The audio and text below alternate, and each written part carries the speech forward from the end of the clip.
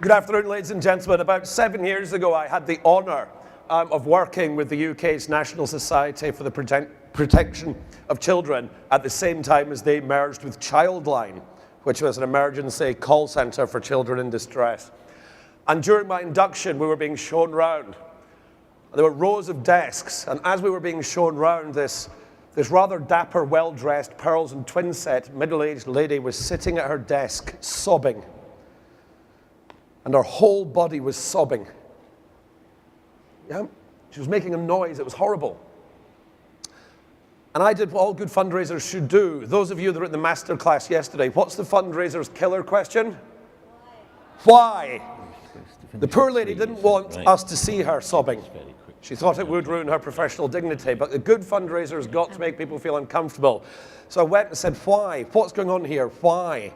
And she eventually told us the story that she had just come off a telephone call with a child that had lasted over 2 hours.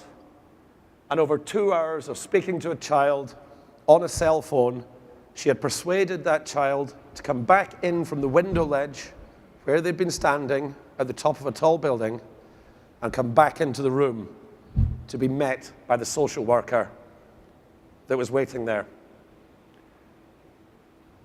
I thought that professional, rather quiet and demure lady was one of the most impressive human beings that I'd ever met. And to my eternal shame, neither me nor my agency was ever capable of designing a fundraising campaign that could pay for that lady to be on the end of the phone. We never cracked it. So that's why I've chosen Buy a Kid Some Time by Kids Help Phone Canada. A very simple concept that asks directly to buy a kid some time by paying for small units of time of a counsellor to be on the end of the phone for 30 minutes, 45 minutes, an hour for a child in distress. I have two reactions to this campaign. One, I will admit for the first time ever, is not what I said at the time. When Neil Gallagher from Stephen Thomas showed me it, I very politely said to him, wow, Neil, and I literally said, that's brilliant. I wish I'd thought of that. But my professional competitive agency man inside me didn't feel that at all.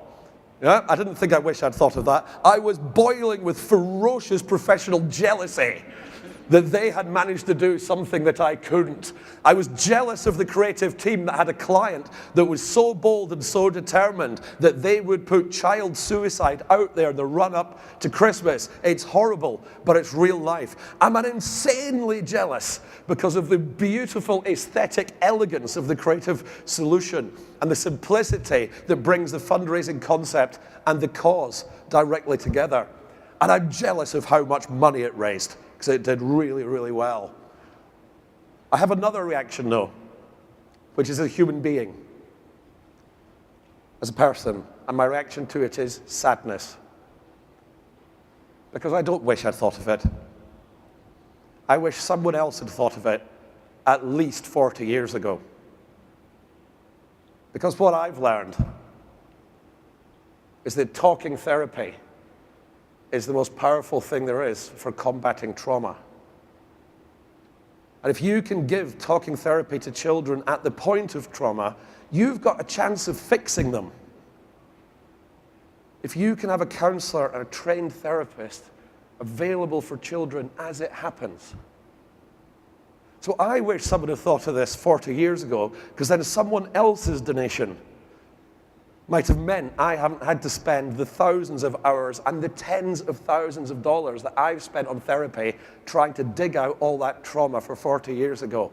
And I'm even sadder, because if that had worked, then my best friend Debbie might still be here.